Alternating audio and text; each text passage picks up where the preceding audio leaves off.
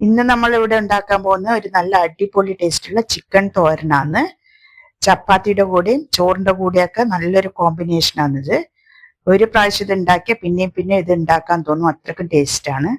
അപ്പോൾ നമുക്കിത് സമയം കളയാതെ തുടങ്ങാം. ഒരു പാൻ ചൂടാക്കി അതിലേക്ക് കുറച്ച് വെളിച്ചെണ്ണ ഒഴിച്ചു കൊടുക്കണം. എണ്ണ ഒന്ന് ചൂടായി വരട്ടെ.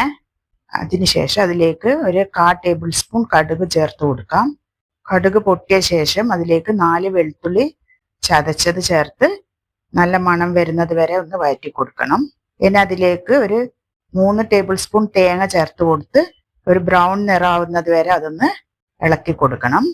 തേങ്ങ നല്ല ബ്രൗൺ നിറായാൽ നമുക്കതിലേക്ക് ചിക്കൻ ചേർത്ത് കൊടുക്കാം. നന്നായി ഒന്ന് ഇളക്കി കൊടുക്കാം. അതിനുശേഷം അതിലേക്ക് ഒരു 1/2 ടേബിൾ സ്പൂൺ മഞ്ഞൾപ്പൊടി, ഒരു 2 ടേബിൾ സ്പൂൺ മുളക് പൊടി, ആവശ്യത്തിന് ഉപ്പും ചേർത്ത് നന്നായിട്ടൊന്ന് മിക്സ് ചെയ്ത് കൊടുക്കണം. പിന്നെ 1/2 കപ്പ് വെള്ളവും കൂടി ചേർത്ത് കൊടുക്കാം. ഇതൊന്ന് നന്നായി ചൂടായി വരട്ടെ. അതിനുശേഷം അതിലേക്ക് ഒരു 1.5 സവാള നീളത്തിൽ അരിഞ്ഞത്, പച്ചമുളക് ഒരു 4 എണ്ണം, ഇഞ്ചി ചെറിയ കഷ്ണങ്ങളായി മുറിച്ചത്, ചെറിയൊരു കഷ്ണം പുളി, കുറച്ച് കരിവേപ്പിലയും കൂടി ചേർത്ത് നന്നായി മിക്സ് ചെയ്ത് ചിക്കൻ വേവിച്ചെടുക്കണം. ചിക്കൻ വെന്ത് വെള്ളമൊക്കെ വറ്റി വരുമ്പോൾ നമുക്കതിലേക്ക് തേങ്ങ ചേർത്ത് കൊടുക്കാം. ഒരു കപ്പ് തേങ്ങ മതിയാവും. അതിനുശേഷം അതൊന്നും കൂടി ചൂടാൻ വെക്കണം. ഇതിനിടയിൽ മറ്റൊരു പാനിൽ നമുക്ക് കുറച്ച് എണ്ണ ഒഴിച്ചു കൊടുക്കണം. വെളുത്തുള്ളി ചെറിയ കഷ്ണങ്ങളായി മുറിച്ചത് ഇട്ട് കൊടുക്കാം. സവാള ചെറിയ കഷ്ണങ്ങളായി മുറിച്ചത് ചേർത്ത് കൊടുക്കാം.